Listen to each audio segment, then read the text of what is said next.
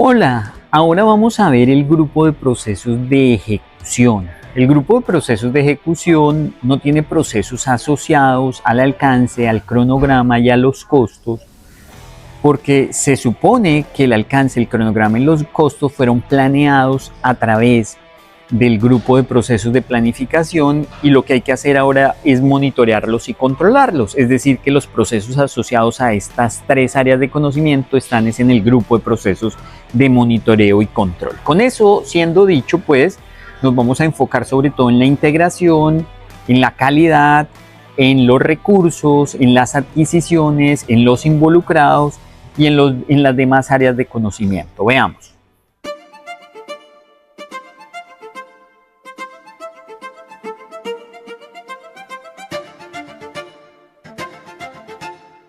Vamos a arrancar con el grupo de procesos de ejecución. Entonces les preguntaba un poco que si están viendo la matriz de procesos, ¿no? Y quería preguntarles, sí, preguntarles qué procesos están ubicados, o sea, que me lean qué procesos están ubicados en el grupo de procesos de ejecución en las áreas de conocimiento de alcance, cronograma y costos. ¿Qué procesos están ahí? Ninguno. Ninguno, ¿cierto? Eso es importante entenderlo ahí porque es un poco la manera en que el PMI nos dice que el alcance, el cronograma y los costos, es decir, la triple restricción, es decir, las líneas base, ¿sí? Se planean, pero después en ejecución no hay que hacer nada con ellas. Ahí es que monitorear el alcance, por eso es monitoreo y control si ven procesos, hay que monitorear el alcance, hay que monitorear bueno, el cronograma, el alcance hay que verificar el alcance, controlar el cronograma, controlar los costos, ¿sí? Entonces alguien podría decir, bueno, ¿y la ejecución dónde se hace? Y entonces si ustedes miran el primer proceso del grupo de procesos de ejecución es dirigir y gestionar el trabajo del proyecto, ¿sí? Entonces, bueno, vamos a ir en el detalle de cada uno, pero eso es importante de entender ahí como parte introductoria. Entonces, dirigir y gestionar el proyecto es un proceso que tiene como dos propósitos. El primero es llevar a cabo el trabajo que está en el plan para la dirección del proyecto. ¿Sí? Es decir, ya planeamos y el plan para la dirección del proyecto nos dice cómo se gestiona el alcance, cómo se gestiona el cronograma, cómo se gestionan los costos, cómo se gestiona todo, ¿cierto? Porque está constituido por los diferentes planes de gestión. Entonces, vamos a hacer lo que hay allá. No hay que hacer otra cosa que lo que pusimos allá. Pero además, en este proceso entra de forma importante los cambios aprobados. ¿Sí? Los cambios aprobados. Es decir, hay que entender que a veces nos surgen cambios los cambios no se evalúan en este proceso, no se evalúan aquí. Se evalúan en otro proceso que veremos ahorita, pero acá es donde se incorporan. Es decir, cuando hay un cambio aprobado, entonces ese cambio aprobado se tiene que incorporar al trabajo del proyecto acá. ¿M? Entonces eso es importante. De este proceso, como este proceso es el encargado de ejecutar el trabajo, ¿cierto? Pues aquí salen los entregables, ¿sí? Es decir, si el entregable en un proyecto es un edificio, pues aquí es que sale el entregable, porque aquí fue que se ejecutó el trabajo para obtener ese entregable. De aquí salen datos del desempeño del trabajo. Recuerden que en nuestras clases anteriores hablamos de la diferencia entre datos e información del desempeño del trabajo. Los datos son sin procesar, ¿cierto? La información del desempeño ya procesada. ¿M? Aquí salen registros de incidentes porque puede ser que durante la ejecución ocurran issues, ¿sí? En inglés es issues, ¿sí? Incidentes. Pueden salir solicitudes de cambio porque mientras estamos ejecutando el trabajo podemos identificar que algo es extraño, que algo necesita un ajuste, porque de pronto aquí decía una cosa En los planos decía una cosa, pero en la realidad nos encontramos con otra, entonces hay que desarrollar o hacer solicitudes de cambio, ¿cierto? Que recuerden que todas las solicitudes de cambio se gestionan en un proceso que más adelante veremos que se llama realizar el control integrado de cambios. ¿M? Allá es donde se evalúan y se aprueban. Y de aquí para abajo prácticamente son los típicos documentos que vemos en otras salidas o que podemos ver en otros procesos. Como parte de las herramientas y técnicas, aquí entonces observamos básicamente, bueno, juicio de expertos que sabemos a qué hace referencia y reuniones, pero quizá el que llama aquí la atención es el sistema de información para la dirección de proyectos. Ese es una técnica, una herramienta que va a empezar a ser un poco repetitiva en algunos procesos de ejecución y de monitoreo y control. ¿Y a qué se hace referencia con esto? Que normalmente se denota con las siglas PMIS, PMIS, ¿cómo es? PMIS. Los sistemas de información para la dirección del proyecto es, imagínense un proyecto o cualquier otro software, ¿sí? Cualquier otro software, ¿sí? Cualquier software que utilicemos en este caso para dirigir y gestionar el trabajo del proyecto, ¿sí? Eso lo vamos a llamar un sistema de información para la dirección del proyecto, que a veces lo denotan con PMIS, como les estoy mencionando. Si uno mira entonces al interior, mire, aquí viene la sigla PMIS, que el PMIS es, como les digo, imagínense el software que utilicen, ¿sí? Cuando uno habla, por ejemplo, de procesos, típicamente este gráfico, que es como un tamborcito, ¿sí? Un tamborcito, hace referencia o a bases de datos o a herramientas informáticas que a la hora de la verdad pues trabajan con bases de datos. Por eso ustedes ven que esta gráfica es como un tamborcito. Dentro de ese sistema de información de la gestión de proyectos que imagínense son el conjunto de softwares con el que gestionamos los proyectos, a veces se habla de dos tipos de sistemas. El sistema de control de cambios, que el sistema de control de cambios es la serie de pasos que hay que desarrollar para evaluar el control de cambios y para desarrollar los controles de cambios, ¿sí? Y eso está dentro de un sistema de gestión de la configuración. Es un concepto un poco abstracto a mi juicio, pero imagínense el sistema de gestión de la configuración como un sistema que se encarga de asegurar que todo el proyecto esté coordinado. O sea, cuando hablamos de sistema de gestión de la configuración, es que tenemos todos los mecanismos para asegurar que el proyecto está integrado, que no es una colcha de retazos, sino que el alcance, el cronograma, los costos, los riesgos, todo está integradito, ¿sí? Y desde luego, pues parte de la gestión de la configuración es poder tener un sistema de control de cambios. Es decir, el sistema de control de cambios es el que ya se encarga de todas las actividades para gestionar los cambios de forma organizada. Entonces, este esquema nos muestra que el sistema de control de cambios hace parte del sistema de gestión de la configuración, porque parte de hacer los cambios de manera organizada, ¿cierto? Pues implica a su vez que el proyecto esté organizado o entra a ser un componente de esa organización del proyecto y todo eso típicamente es administrado a través de un conjunto de softwares o de lo que llamamos sistema de información de la gestión de proyectos, que lo denotan muchas veces con estas siglas. Em, no olviden que entonces aquí hablamos de datos de desempeño del trabajo, son datos que no han sido procesados, son información que se toman ahí durante la ejecución, ¿cierto? Como el porcentaje de avance, como el número de defectos, como los costos reales. No, de nuevo, los datos de desempeño del trabajo y la información del desempeño del trabajo se diferencian en que la información del desempeño del trabajo ya son datos procesados, ¿sí? Muchas veces el índice de desempeño del cronograma, el índice de desempeño del costo son información del desempeño, no datos de desempeño.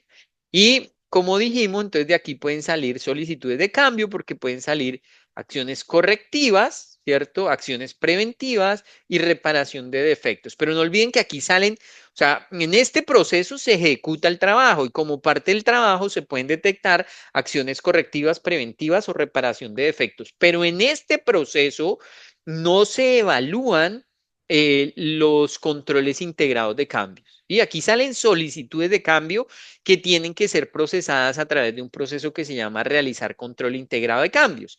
En ese proceso que aún no lo hemos visto, pues la salida principal son los cambios aceptados y los cambios rechazados. ¿Sí? Es decir, imagínense que hay un conjunto de personas encargadas de definir qué cambios se hacen en el proyecto y qué cambios no.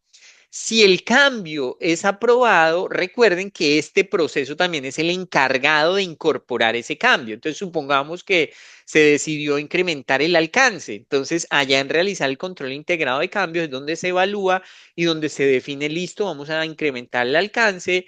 Y esa aprobación viene a este proceso y este proceso es el que incorpora los cambios. Por eso es que vimos en la diapositiva anterior que se habla de la importancia de manejar los cambios, o sea, el sistema de cambios, en el marco de un sistema de configuración que es el encargado de mantener coordinado todo el proyecto y eso metido todo en las herramientas que tengamos para gestionar el proyecto. ¿Listo? Ese es como el resumen de este proceso. En los procesos de ejecución también se encuentra gestionar el conocimiento del proyecto, es decir, parte genuina de trabajar, de desarrollar el proyecto, de gestionar el conocimiento, ¿sí? Cuando uno habla de gestión del conocimiento, generalmente la gestión del conocimiento está referida a que el conocimiento que tienen las personas migren a otras personas y así a la organización. ¿Sí? O sea, que las personas no se queden con el conocimiento, sino que ese conocimiento migre a diferentes personas y de esa manera a la organización. Entonces, como parte de la gestión del conocimiento, pues la salida más importante es los registros de lecciones aprendidas. ¿Sí? Las lecciones aprendidas son una salida que es básicamente documentar lo que aprendimos, bien sea porque fue bien ejecutado o lo aprendimos quizá porque no fue tan bien ejecutado, pero uno puede aprender de lo bueno, ¿cierto? Uno puede aprender de lo malo y entonces básicamente lo formalizamos en términos de una salida o un entregable. ¿Cómo se hace todo eso? Pues a través de juicio de expertos, que es una herramienta repetitiva. Ya hablé de lo que es la gestión del conocimiento, gestión de la información, porque típicamente, como aquí se requiere que el conocimiento migre, ¿cierto? Para que el conocimiento migre, pues uno normalmente necesita repositorios, ciertos sitios y gestionar la información para que llegue a las diferentes destinos en los que queremos, a los que queremos hacerla llegar. Desde luego que entonces aquí también entran un montón de habilidades interpersonales que aquí no voy a mencionar porque a lo largo del curso hemos hablado de todas esas habilidades interpersonales. Quizá que es bueno recordar aquí, quizá es bueno recordar, nosotros por allá hablamos en algún lado del conocimiento explícito y tácito, ¿se acuerdan? Explícito es ese conocimiento que es fácil de transmitir, que se puede dejar por escrito. Pero no todo el conocimiento es de ese tipo, ¿no? Hay un conocimiento tácito. Yo cuando expliqué el conocimiento tácito hice referencia a los sueños. Otra forma de explicarlo es los sentimientos. Los sentimientos a veces no son tan fáciles de explicar, ¿cierto? Es ese tipo de conocimiento que es más difícil dejar por escrito. Entonces, aquí, cuando hablamos de gestión del conocimiento, el PMI nos dice que hay un conocimiento que se puede dejar por escrito, hay otro que quizás se puede entender un poco más estando en contacto, pero que en todo caso es muy difícil de transmitir plenamente como parte de la gestión del conocimiento, que ya les dije que era. Entonces nos habla de que hay unas relaciones de trabajo, una interacción social, unas redes sociales que van a promover que se dé esa gestión de conocimiento, que las comunidades de práctica, las reuniones, las ferias, incluso cafés del conocimiento, que no es más que sentarse a tomar café en el marco de una temática propuesta, o incluso el aprendizaje por observación y observación invertida. En gestión de la información, mire que nos habla nuevamente de los PMIS. Perdón, muchachos, como ven, me quiere dar como una gripa. Entonces, bueno, en gestión de la información nos habla nuevamente de los PMIS, porque el software es importante aquí para gestionar la información, ¿cierto? Nos habla del registro de lecciones aprendidas, nos habla del servicio de biblioteca, es decir, que en muchos casos eso puede quedar en bibliotecas organizacionales y nos habla de una vaina que son los métodos para codificar el conocimiento. Yo creo que es claro que el conocimiento hoy en día se puede codificar de muchas maneras, ¿no? O sea, uno es crear una lección aprendida escrita, pero no es la única manera. Uno puede enviar hoy un mensaje de WhatsApp, ¿sí? Lo envía a un grupo diciéndoles, oiga, mire, hoy aprendí esto. Uno puede hacer un video, ¿sí? Para contar también una lección aprendida. Entonces hay diferentes formas de codificar el conocimiento que ustedes ya entenderán que eso hace referencia sobre todo a conocimiento explícito, ¿sí? Aquí un registro de lecciones aprendidas, estoy seguro que de pronto no era necesario ponerlo, pero lo quise poner sencillamente para que lo recuerden. Típicamente, o sea, en un registro de lo que sea, pues hay lo mismo. Yo sugiero siempre que haya un ID al principio, luego aquí dice que una fecha, luego un código. Ah, bueno, el código seguramente hace las veces de ID en este formato, una categoría, un entregable, sí, una categoría, digamos, si tienen categorización de esas lecciones aprendidas, que muchas veces es importante. Aquí hace referencia a un entregable afectado, es decir, afectado positivo o negativamente. Aquí hace referencia a descripción del problema, la causa, el impacto, la acción correctiva y la lección aprendida. ¿Sí? No existe, el PMI no tiene un formato estándar, ¿sí? Entonces, por ejemplo, para mi juicio, este formato está sobre todo enfocado en las lecciones aprendidas a partir de situaciones no deseadas, pero no siempre debe ser así, ¿no? Podemos tener lecciones aprendidas de cosas bien hechas. Bueno, entonces, segundo proceso de la ejecución que está asociado a la gestión del conocimiento. Nos saltamos alcance, cronograma y costos porque no tienen procesos y entonces entramos en gestionar la calidad. Gestionar la calidad a estas alturas es muy fácil porque hemos hablado de una cantidad de herramientas y hemos hecho mucho énfasis en que la gestión de la calidad se encarga de los procesos. Es decir, cuando uno habla de gestión de la calidad, de aseguramiento de los procesos, entonces uno se imagina que los procesos deben estar bien documentados, entonces que debe haber diagramas de flujo, ¿cierto? Uno se imagina inmediatamente que derivado de que los procesos están andando, entonces pueden presentarse desviaciones en los procesos, entonces hay que hacer de pronto análisis causa-raíz, hay que hacer análisis de procesos per se, que es mirar un proceso y saber si funciona bien, bueno, varias cosas que hemos hablado. También las auditorías, ¿no? Uno sabe que aquí las auditorías, cuando todos hemos estado en empresas y se hacen auditorías a los procesos. Entonces, casi que todo esto lo vimos. Aquí sale uno de esos tipos de informes, de los tres que he hablado, los informes de calidad. Salen los documentos de prueba y evaluación, que ya habíamos hablado también de ellos, y salen solicitudes de cambio. Aquí, digamos, en gestión de la calidad y control de la calidad, lo hemos hablado bastante. No olviden, por favor, que la diferencia entre aseguramiento de la calidad y control de la calidad es que el control de la calidad está en los entregables, el aseguramiento o la gestión de la calidad está en los procesos. Es un aspecto fundamental a entender, es decir, esto es control de calidad, esto es aseguramiento de la calidad o gestión de la calidad. ¿M?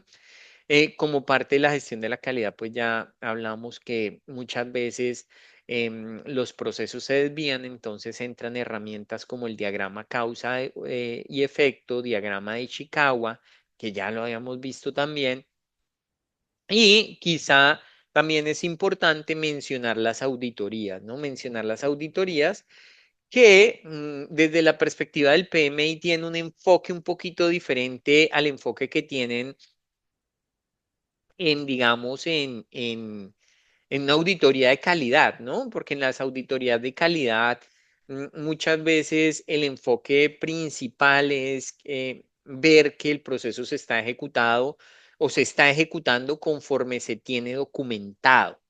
Aquí arranca diciéndonos es que implica identificar buenas y mejores prácticas implementadas, desde luego identificar las desviaciones, desde luego también impactan incluso la gestión del conocimiento porque se trata de compartir buenas prácticas, bueno, ofrecer asistencia para mejorar los procesos y destacar las contribuciones de la auditoría en el repositorio de lecciones aprendidas.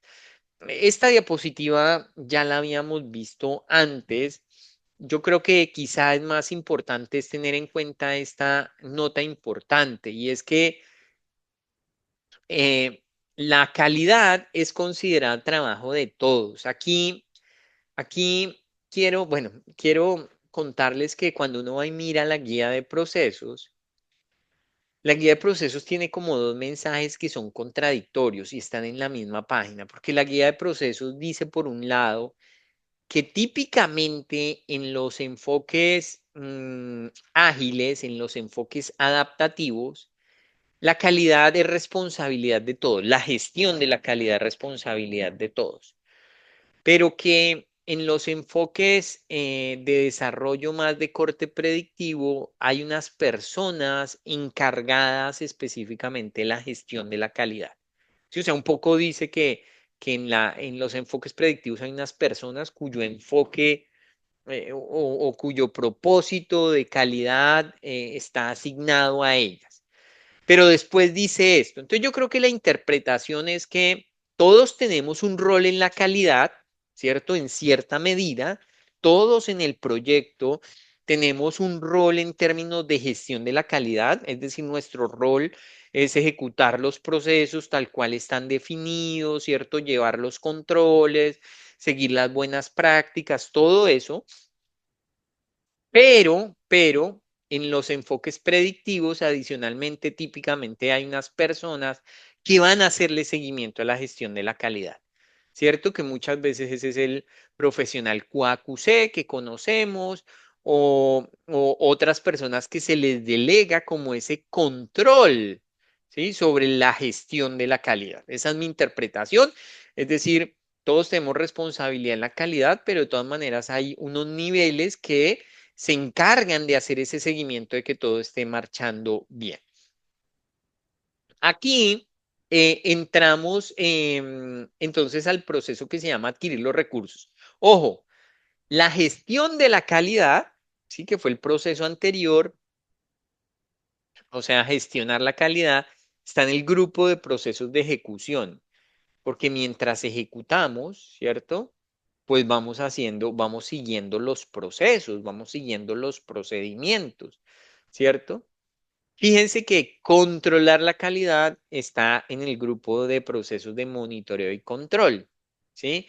Lo cual implica que hacemos ese monitoreo y control no como parte de seguir un proceso propiamente, sino como un punto de control que muchas veces o que todas las veces está asociado a esos entregables.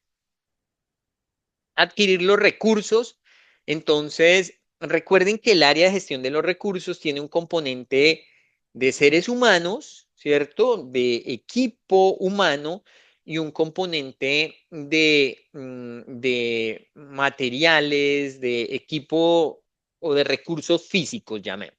Recurso humano y recurso físico. Este proceso está sobre todo enfocado en recurso humano. Entonces van a ver que aquí se enfoca en recurso humano. Es decir, cuando habla de adquirir los recursos, no vayan a pensar que tiene un enfoque fuerte en adquirir. los ladrillos, en adquirir los equipos, no. Quizá, creo yo también, en mi interpretación, ¿sí? Quizá porque aquí vamos a gestionar algunos recursos físicos, desde luego, en este proceso, pero la mayoría de recursos físicos seguramente vienen y son procesados en el área de gestión de las adquisiciones. ¿Sí? Es decir, cómo es que típicamente uno adquiere los recursos físicos para un proyecto, pues los tiene que comprar, ¿cierto? Entonces eso entra es en el área de conocimiento de las adquisiciones. Puede ser que la organización tenga algunos recursos físicos internos, ¿sí? Es decir, imagínense una constructora que tiene torregrúas, que tiene plumas, ¿sí? Entonces, y las plumas, la pluma está trabajando en un proyecto y entonces arranca otro proyecto, entonces en algún momento vamos a traernos esa grúa, esa torre grúa para nuestro proyecto. Bueno, ese sería un caso de adquirir recursos físicos, pero en su mayoría los recursos físicos se adquieren es en el área de conocimiento de las adquisiciones. Entonces, cuando ustedes vayan y miren este proceso en la guía de procesos del PMBOK, pues tiene su componente físico, pero sobre todo su componente humano. Y eso se ve un poco reflejado en las herramientas, ¿sí? Porque solo habla aquí, por ejemplo, el análisis de decisiones con múltiple criterio y de aquí hacia abajo, si uno mira, todas las herramientas son herramientas asociadas a personas, ¿sí? O sea, las habilidades interpersonales del equipo, lo que llamamos las habilidades blandas, asignación previa, que es propiamente también para recursos humanos y equipos virtuales. Ya vamos a hablar un poquito de ellas. Las salidas, bueno, asignación de recursos físicos, esa salida la menciona de primeras, aunque no le da demasiada trascendencia, pero la menciona de primeras, es decir, que uno tenga establecido, que tenga, o que haga, más bien aquí que haga la asignación de los recursos físicos a su proyecto, ¿cierto? La asignación del equipo del proyecto, es decir, que se establezca propiamente el equipo del proyecto, habla de calendario de recursos y solicitudes de cambio. Aquí vamos a ampliar sobre algunos de esos puntos y entonces los tres primeros los voy a leer, estos tres bullets que están ahí en este proceso y dice que el director del proyecto o el equipo del proyecto deberían negociar con eficacia e influir sobre las personas que se encuentran en posición de suministrar los recursos del equipo físico y requeridos para el proyecto. Es decir, este proceso requiere altas habilidades blandas porque se entiende que cuando usted va a traer recursos de la organización para su proyecto, sea recurso humano o sea recurso físico, usted tiene que negociar con otras áreas típicamente. ¿Sí? Entonces, por ejemplo, en el caso de la torre grúa que está en otro proyecto, probablemente usted tenga que interactuar con ese otro gerente del proyecto y decirle, bueno, ¿cuándo va a estar lista la torre grúa? Venga, coordinemos y negociar, influenciar. ¿Mm? En el caso de una persona que hace parte de un área funcional, ¿sí? Que hace parte del equipo de operaciones y usted lo necesita traer para el proyecto, ¿cierto? Pues implica lo mismo, negociar porque el área funcional no va a querer dejar salir fácilmente o no va a querer perder un recurso. Entonces implica eso. ¿M? Y aquí lo menciona más allá de que aquí ya estemos hablando no de la planeación, sino aquí ya es la adquisición. O sea, aquí ya es cuando llegó el momento de traer los recursos. Si no se logra la adquisición de los recursos necesarios para el proyecto, podrían verse afectados los cronogramas, los presupuestos, la satisfacción del cliente, la calidad y los riesgos del proyecto. El no disponer de los recursos o de las capacidades suficientes podría disminuir la probabilidad del éxito y, en el peor de los casos, dar lugar a la cancelación del proyecto. Es un caso extremo, pero puede haber recursos críticos que impliquen que eso pase. Si los recursos del equipo no estuvieran disponibles debido a restricciones, tales como factores económicos, asignación a otros proyectos o asignación a otros proyectos, podría ser necesario que el director del proyecto o el equipo del proyecto asignasen recursos alternativos. quizás con competencias o costos diferentes. Los recursos alternativos son permitidos siempre que no haya violación de criterios legales, reglamentarios, obligatorios u otros criterios específicos. ¿Listo? Bueno, aquí calendario de recursos nos habla, por ejemplo, Project tiene una función que permite que uno pueda ver como una especie de histograma de recursos, pero ya no visto visualmente, sino visto en una tabla. Eso es a lo que se le llama calendario de recursos. Usted puede ver los recursos distribuidos por fecha. Preasignación, que es una técnica enfocada en que usted previamente asigna un recurso. ¿Sí? Cuando usted, por ejemplo, notifica de antemano a un recurso humano de que va a pasar de un proyecto al otro proyecto, pero le notifica o le dice que se programe con anterioridad, eso es lo que denomina preasignación. Y aquí también nos habla de equipos virtuales, o sea, nos dice también que una de las técnicas que algunos proyectos utilizan es tener equipos virtuales, que implica que usted va a adquirir los recursos, pero que los recursos no están trabajando, no van a estar trabajando en colocation, ¿sí? En colocación. O sea, colocación y equipos virtuales son diferentes porque, bueno, usted puede tener equipos virtuales, o sea, puede tener un equipo virtual en el que hayan 4 personas y esas 4 personas están en colocation porque están trabajando juntas por allá en una zona remota. ¿Sí? Pero típicamente, pues los equipos virtuales son equipos que están alejados. Y entonces no es que estén todos en colocación como lo manda el PMI. ¿Listo? Conclusión, adquirir los recursos es el proceso en el cual ya llegó el momento de incorporar los recursos físicos y humanos al proyecto. Pero aquí sobre todo nos habla del recurso humano y por eso las habilidades blandas cobran importancia aquí. Desarrollar el equipo, ¿sí? Es un proceso 100%, 100% para el equipo humano, ¿sí? Y entonces el objetivo de este proceso es que después de adquirido el equipo, lo desarrollemos. ¿Y por qué lo desarrollemos? Porque recuerden ustedes que nosotros vimos por allá un modelo que muestra, ¿cierto? Creo que se llama el modelo de Tuckman, que muestra cuáles son las etapas por las que típicamente transcurren los diferentes equipos. Y entonces nosotros queremos desarrollar nuestro equipo para llevarlo rápido a ser un equipo de alto desarrollo, ¿sí?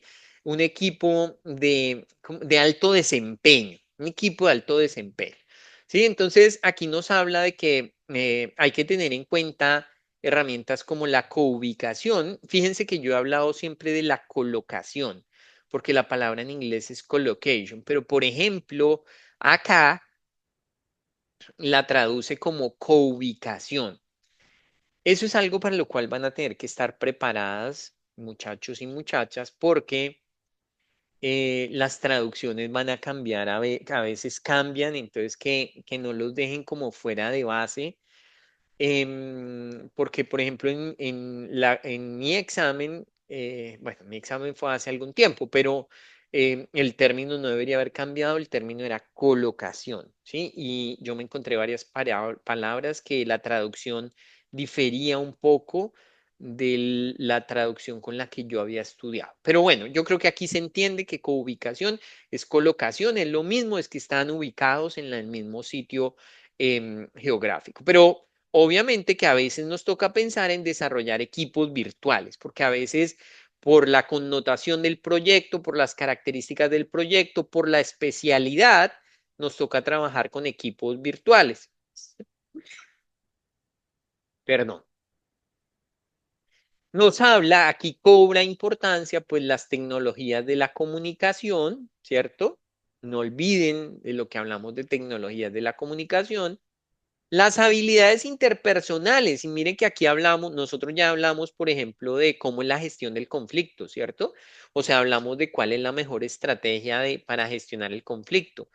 Hablamos de la importancia de la influencia del líder, hablamos de las teorías de motivación, ¿cierto? Los modelos de motivación, hablamos de la negociación, hablamos del trabajo en equipo. Entonces, bueno, todo esto lo hemos visto, por lo menos la gran mayoría. ¿Qué sale importante de aquí? ¿Mm? Las salidas, entonces, una salida son las evaluaciones del desempeño del equipo. O sea, un aspecto importante para el PMI es que los colaboradores sean evaluados recurrentemente y tengan claridad de cómo están haciendo el trabajo, ¿sí? E incluso tengan planes para cierre de brechas. Eso es fundamental.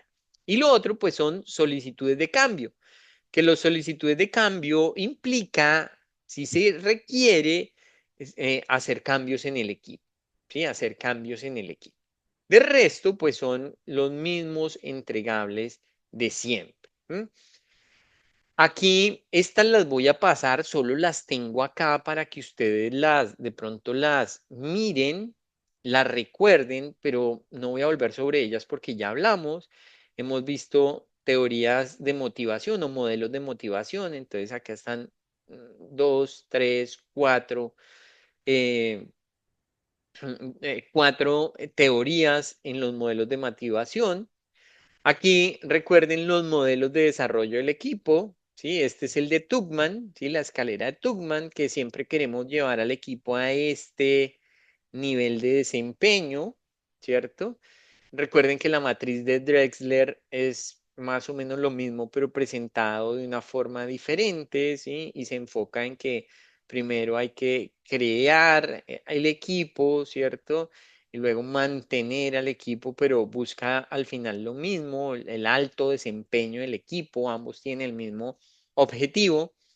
Y lo otro importante aquí, entonces, ya hablamos de esto, de la gestión de conflictos, de las habilidades blandas, pues, no olviden las tecnologías de información, ¿sí? O sea, cuando hablamos de tecnologías de información, hacemos referencia a que puede ser desde un chat, desde un texto, desde un correo, ¿sí? Videoconferencia, un portal compartido. Bueno, puede haber diferentes tecnologías al servicio de la información en este proceso en particular.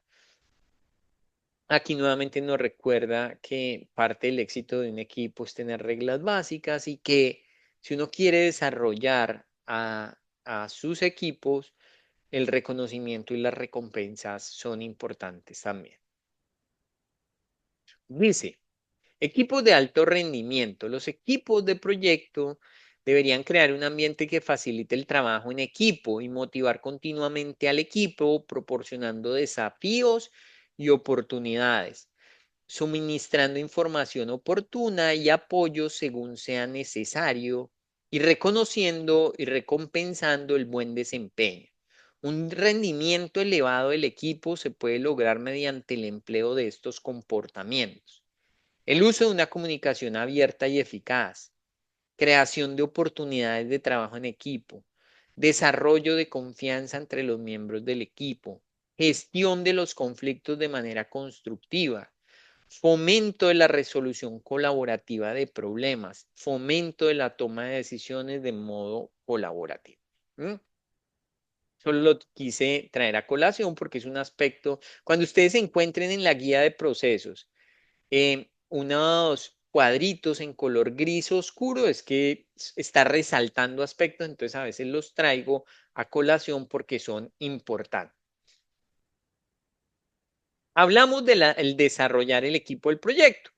Aquí entonces vamos a hablar de dirigir el equipo del proyecto, porque desarrollar el equipo del proyecto, como ustedes vieron, está enfocado en llevar al equipo, ¿sí? A un estado de alto desempeño, ¿sí? Esa es la búsqueda, hacer que el equipo se desarrolle como equipo, ese es el objetivo. En dirigir el equipo del proyecto, la cosa se pone un poco más como en términos del liderazgo, ¿sí? Del equipo para el logro de los objetivos. Entonces ustedes verán que aquí se hace pues énfasis, varias herramientas de las que mencionamos atrás están aquí, Pero aquí sobre todo nos hace conscientes de que parte de dirigir el equipo del proyecto es gestionar los conflictos, ¿sí? O sea, un poco es como, perdónenme esta expresión, pero es, tenemos un buen líder, un líder con liderazgo servicial, pero tenemos un líder que también sabe coger los estribos del equipo, ¿sí? Y cuando surge el conflicto, tenemos un líder que sabe gestionar el conflicto. Tenemos un líder que toma decisiones, porque eso hace parte del liderazgo. Tenemos un líder con inteligencia emocional, que si ustedes se recuerdan, o recuerdan cuando hablamos de inteligencia emocional, hablamos de ese líder que es capaz de reconocer, ¿sí? No solo sus emociones, sino las emociones de los demás. Tenemos un líder que influencia y tenemos un líder, pues que el liderazgo hace parte de su ADN. Aquí nos menciona nuevamente lo que denominamos los PMIS, es decir, parte importante de dirigir el equipo del proyecto es utilizar también todo el conjunto de softwares, de herramientas tecnológicas que la organización pone a nuestra disposición. ¿Mm? ¿Qué es bueno recordar aquí? Los modelos de conflicto, muchachos, no olviden que este es el orden más o menos deseado, ¿sí? Cuando surge el conflicto, típicamente las mejores técnicas son estas dos. Sin embargo, lo que yo he visto es que en las preguntas nunca sale esta primera estrategia. La primera que sale es colaborar. ¿Sí? Colaborar, que por allá la explicamos, ¿no? En los modelos de negociación, recuerden que el mejor modelo de negociación es ganar-ganar, ¿sí? Donde las partes todas ganan. Una nota importante es que el PMBOK nos dice que el director del proyecto tiene que ser sensible tanto a la voluntad como a la capacidad de los miembros del equipo para llevar a cabo su trabajo y ajustar en consecuencia sus estilos de dirección y liderazgo. Los miembros del equipo con habilidades de poca calificación requerirán una mayor supervisión que los que han demostrado capacidad y experiencia, ¿no? Nada más cierto que eso. Es decir, todas las personas no son iguales, todas las personas no se lideran de la misma manera, a todas las personas no hay que estimularlas de la misma manera, pero además hay unas que se autogestionan mejor y uno puede dejar y uno puede estar un poco más tranquila dejando que trabajen solas. Hay otras que requieren más de que uno esté ahí, ¿sí? No es lo ideal, pero requieren una mayor supervisión, estar ahí constantemente con ella. Yo creo que eso resulta apenas obvio para nosotros, pero bueno, el PMI lo menciona. En el área de gestión de las comunicaciones, entonces habla de gestionar las comunicaciones. Que gestionar las comunicaciones, muchachos, es al final echar a andar las comunicaciones del proyecto. O sea, nosotros tenemos un plan de gestión de las comunicaciones. Entonces aquí vamos es a empezar a enviar las comunicaciones del proyecto en línea con el plan de gestión de las comunicaciones y para eso necesitaremos la tecnología de comunicación, sí, correo electrónico, portal web, mensaje de texto, todo en línea con el plan de gestión de comunicaciones, métodos de comunicación, sí, tipo push, tipo pull, interactiva, habilidades de comunicación, sí, obviamente, porque a veces tendremos que hacer presentaciones, porque hay comunicación no verbal, porque tenemos que tener competencias comunicativas. Desde luego que vuelve el tema de software, ¿sí? De utilizar las herramientas tecnológicas definidas para el proyecto.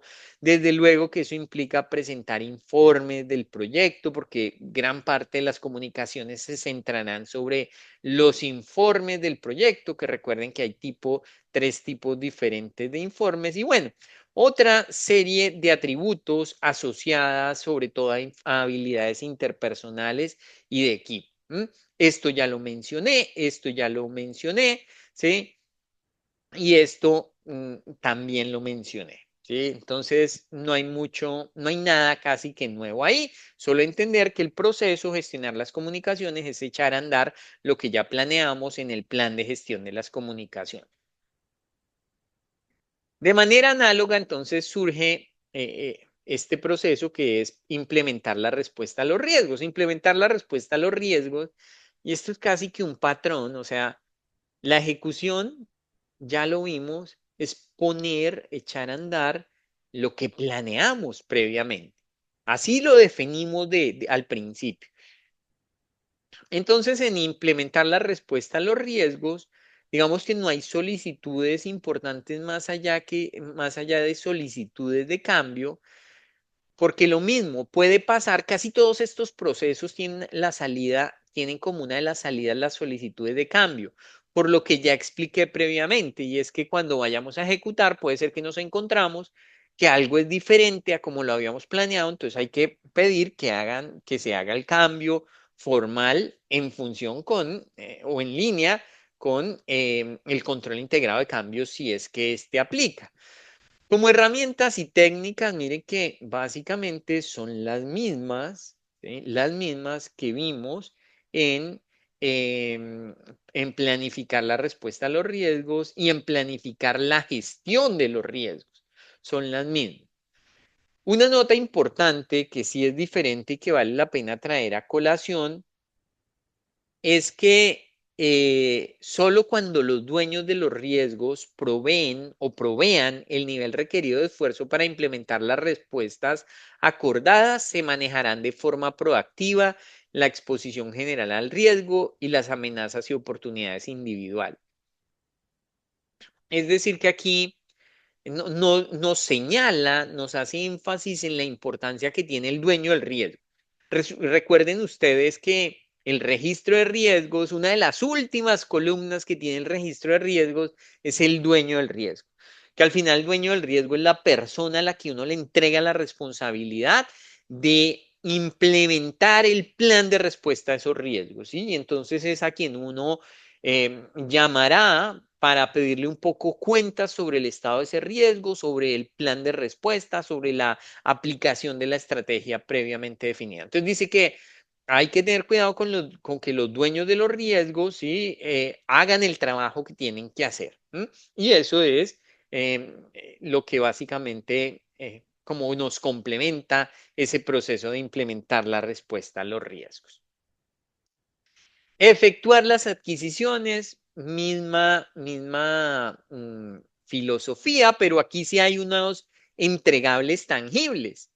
Y hay unos entregables tangibles aquí porque recuerden que, o sea, por allá planificamos la gestión de las adquisiciones y entonces definimos el cómo y en ese cómo definimos cómo iban a ser las licitaciones, ¿cierto? Definimos modelos de términos de referencia y todo, pero aquí cuando ya ejecutamos el efectuar adquisiciones, o sea, cuando ya ejecutamos las licitaciones, pues ¿qué obtenemos? Vendedores seleccionados o proveedores seleccionados, quizá el mejor término, lo llama aquí vendedores. Acuerdos, o sea, los contratos, ¿sí? Los contratos aquí los tenemos. Es decir, que el proceso de efectuar las adquisiciones es el proceso mediante el cual ejecutamos las adquisiciones. ¿M? No quiere decir que mientras es el proceso mediante el cual em, propiamente ejecutamos el contrato. No, ¿sí? Aquí ejecutamos es la etapa licitatoria y terminamos con un contrato. Al final sale un contrato.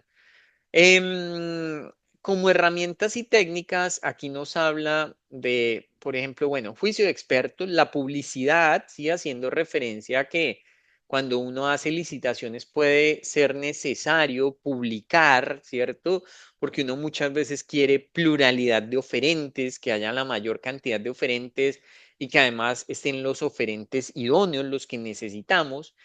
Habla de conferencia de oferentes, que yo ya les expliqué que se trata de eso. Habla de la evaluación de propuestas, que lo hablamos por allá, y habla de las habilidades interpersonales, sobre todo haciendo referencia a la negociación, porque aquí seguramente habrá que sentarse a hablar con los proveedores y a negociar algunos aspectos.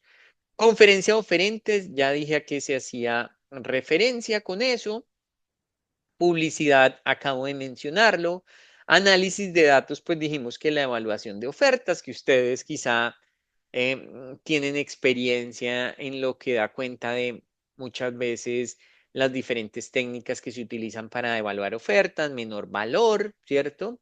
Menor valor, a veces son fórmulas mezcladas entre algún componente económico y algún componente técnico, ¿cierto? Cumplimiento de algunas consideraciones, bueno, y demás. Y los acuerdos, ¿no? Que los acuerdos al final pues terminan siendo los contratos donde dice, donde está arreglado cómo va a ser, bueno, cuál es el trabajo a ser realizado, pero además el cómo, las condiciones de modo, tiempo y lugar, que aquí las denomina como términos y condiciones. Entonces, efectuar las adquisiciones es que tengamos los contratos, ¿cierto? Los proveedores seleccionados para ejecutar los diferentes contratos. Bajándonos un escalón más, entonces llegamos a el gestionar el involucramiento de los interesados. Nuevamente, entonces es hacer lo que dice el plan de involucramiento de los interesados. Y aquí no hay ninguna salida, digamos, relevante, son las que ya he dicho, solicitudes de cambio, porque en todo lo que sea ejecución nos encontramos solicitudes de cambio y el resto son actualizaciones, bien sea al plan para la dirección del proyecto o a otros documentos del proyecto. Em, Desde luego que como parte de este proceso tenemos que comunicarnos y trabajar con los interesados para satisfacer sus necesidades y expectativas, que es el objeto fundamental. Aquí de pronto nos habla de una habilidad de comunicación denominada retroalimentación, que la retroalimentación es porque aquí cuando echemos a andar la gestión de involucramiento de los interesados, pues tenemos que recibir feedback, ¿no? O sea, de eso se trata. Esa gestión de los involucrados es, pues, como consiste en comunicarse con ellos, pues es entender cómo ellos nos pueden decir qué consideran o qué deberíamos hacer mejor o qué estamos haciendo no tan bien, pues de eso se trata, ¿no? Y desde luego que es también abordar los problemas, ¿no? Los incidentes que surjan, porque pueden salir asuntos, issues, incidentes que tenemos que trabajar con ellos. Y eso es lo que queremos, que haya como esa suficiente confianza. Nos habla aquí de que en la gestión del involucramiento de los interesados quizá es importante tener reglas básicas, o sea, siempre que el PMI piensa en equipos de personas trabajando, siempre piensen también que hay reglas básicas, ¿sí? O sea, reglas que promueven el entendimiento, ¿sí? La comprensión, el respeto para que, digamos, todo se pueda desarrollar en un ambiente de cordialidad. Eh, yo creo que en resumidas cuentas, muchachos, cerrando este grupo de procesos de ejecución, vamos entonces a ejecutar el trabajo que teníamos planeado, ¿cierto? Y entonces mucho de lo que vemos acá está en los planes de gestión, ¿sí? Es decir, está en los grupos, en el grupo de procesos de planeación. Aquí salen muchas veces entregables derivados de la ejecución mm, de esos planes de gestión, ¿sí? Porque al final recuerden que dirigir y gestionar el trabajo del proyecto es ejecutar lo que dice el plan para la dirección del proyecto.